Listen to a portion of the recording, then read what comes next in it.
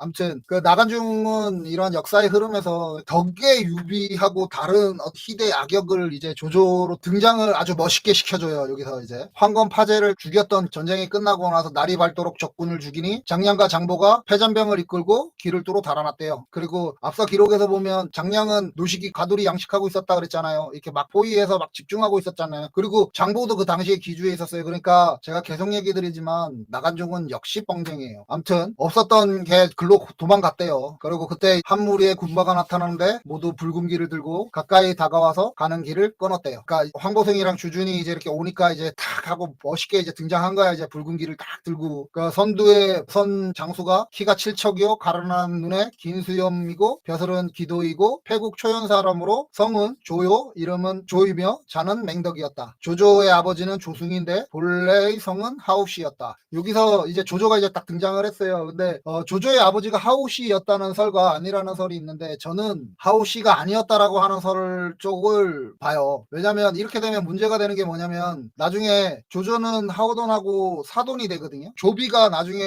그러니까 자기 여동생을 하우돈의 아들하고 결혼을 시켜요. 청하공주랑 하우돈의 아들 하우무랑 결혼을 시키거든. 이렇게 되면 사돈이 되잖아요. 근데 이게 동동동본 집안끼리 결혼하는 건 안 돼요. 한나라 때는 안 되는 거예요. 그렇게 할 수가 없었어요. 진수의 삼국지에서는 하우돈의 숙부가 조숭이라고 나와요. 조조의 아버지. 그러니까 족보가 꼬이는 거지. 이렇게 되면 그게 안 된다니까. 그 시대에는 이걸 할 수가 없었어요. 그래서 저는 삼국지 얘기 드리지만 진수의 삼국지는 이것도 제가 믿을 수 없다라고 자꾸 얘기를 하는 게 이런 이유들이 자꾸 있어서요. 왜냐면 이 하우씨가 한나라가 그 건국하고 나서 그 당시에 건국 공신인데 하우영이라는 사람이 그 하우영이라는 사람이 유방보다 한 20년을 넘게 살다가 죽어요. 그러면서 그 당시에 한나라가 유방의 혈선들이 이어져 가는데 큰 영향을 주는 사람이거든. 대단한 일을 했던 사람이야. 하우라고 하는 게 갖고 있으면 좋은 거지. 나중에 조조가 자기 아들에 의해서 황제가 되잖아요. 생초짜 황간의 자식만 가지고는 불리한 것들이 있으니까 이게 가문각색을 했다라고 저는 보여져요. 근데 이 당시에 한나라 때 동성병동 결혼 자체를 못했어요. 하면 안 됐어요. 부귀혈통에 의한 동성병돈의 결혼은 사촌간의 결혼은 중국에서 신화시대 요 지금 하상 넘어가던 주예요. 이게 BC 1100년이라고 주나라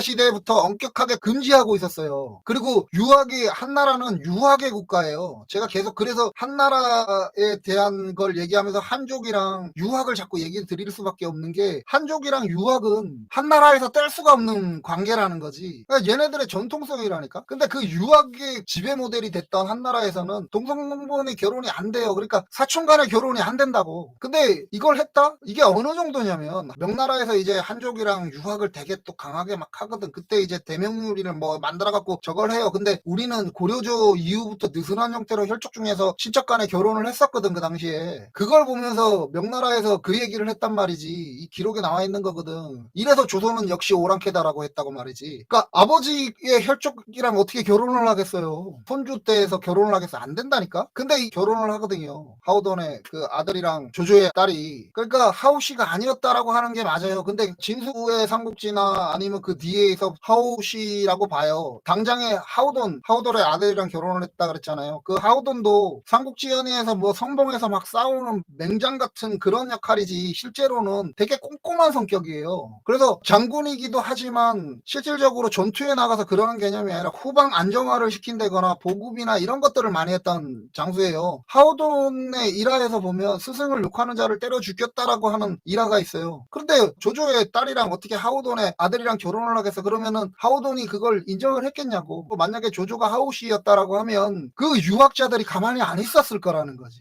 주나라 때부터 안 됐다니까. 근데 계속 하우씨였을 거라고 기록을 해요. 하우씨였으면 이거예요. 건국하면서 한나라를 안정시켰던 하우용의 자손이 되니까 정당성을 갖는다의 개념이지만 그렇게 과거에서부터 지금까지 정당성을 만들어 놓고 조조의 딸이랑 총간에 있는 하우돈이랑 결혼을 시킨다고 하우돈 아들이랑 이렇게 되면은 진짜 족보가 꼬이는 거고 그거는 조조가 욕을 많이 먹고 있지만 다른 욕도 많이 먹었을 거예요. 그렇게 되면 진짜 개족보라고. 근데 어쨌든 하우씨였을 가능 가능성이 있다라고 사람들은 얘기를 해요. 근데 왜 그런지 모르겠어. 얘기했던 대로 우리는 느슨한 관계 혈족 간의 결혼도 고려조에 있었거든. 근데 조선에서 그걸 했다고 당장의 명나라의 대명률에 의거하여 진짜 저 조선인들 봐라, 저 완전 개족보다 쟤네들은 역시 오랑캐다, 이렇게 얘기를 해버리는데, 근데 이게 맞다? 이거는 그 당시에는 있을 수가 없었을 확률이 더 높아요. 그랬을 것 같아요. 뭐 근데 친구처럼 뭐 지냈다, 아니면 뭐 가족처럼 지냈다, 이런 것들이 조조의 기록에 있으니까 뭐 하오시였을 거다라고 하는데, 저는 개인적으로는 조조가 하오시였을 거다라는 건 역사 세탁이고, 그래서 나는 삼국지를 쓴 진수의 삼국지도 믿지 못한다의 개념이에요. 그렇잖아, 우리가 조조의 딸이랑 하오돈의 아들이랑 결혼을 했다는 게 그냥 쓱 지나가 버리면 이게 무슨 문제가 있을지 어떻게 알아? 그냥 넘어가지. 근데 쟤네들 조조는 역시 개족보다 이러면서 욕하는 사람들